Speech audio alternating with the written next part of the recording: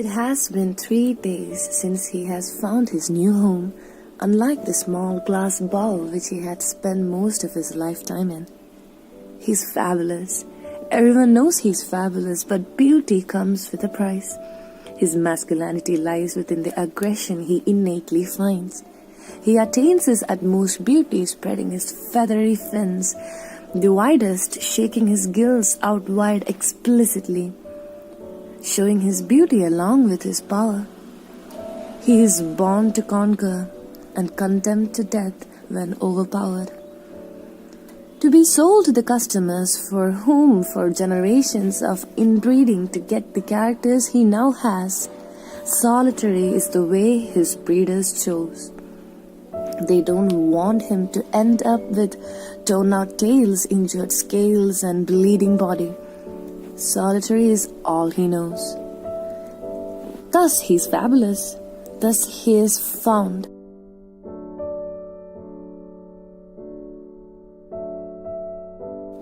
Brought to his new house, he has his own caves and his garden and a new companion, another inbred mate. So she carries beauty too. Within the 2 days spent with her, kicks in his need to breed, need to make bubble nests, the need to protect his young ones.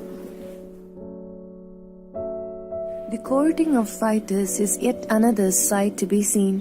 He chases her, corners her, shows how beautiful he is, spreads his fins and gills, dancing for her, asking her for a dance with him, to which she soon complies. But during his fits of aggression, her scales are ripped off in far too many places. The need to breed drives him. She sees the bubble nest he had made the day before, confronts him, chases him, asking for the eggs to be pushed out, but the healthy male keeps on running away, stalling. This goes on for a day. The next morning, most of the empty bubbles were now filled with their eggs.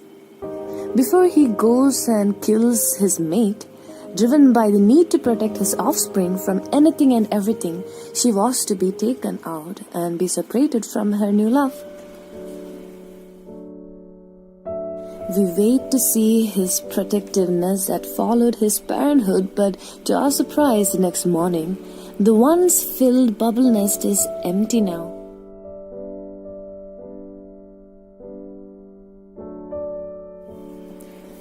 My father has been breeding fishes for more than 40 years. He has bred fighters before many times. Seeing his surprise over how the male has eaten up the eggs, I asked him, "Is it that unusual for the male to eat the eggs instead of protecting them?" He said, "I don't spend my time reading Breeder's Guide or Googling this stuff up, but I can assure you I have never ever seen a healthy male in a very comfortable environment with sufficient amount of food given to him eating his eggs. This is unlike anything that I have ever seen."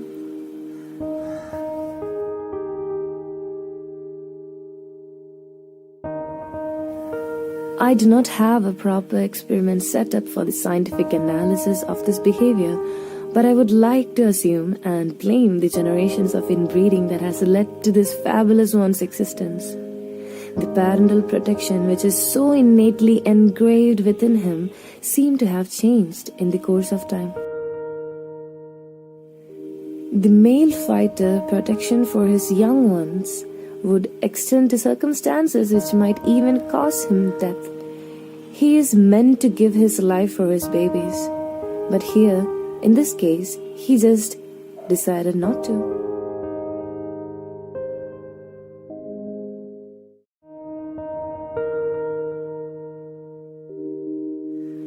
What changed within him?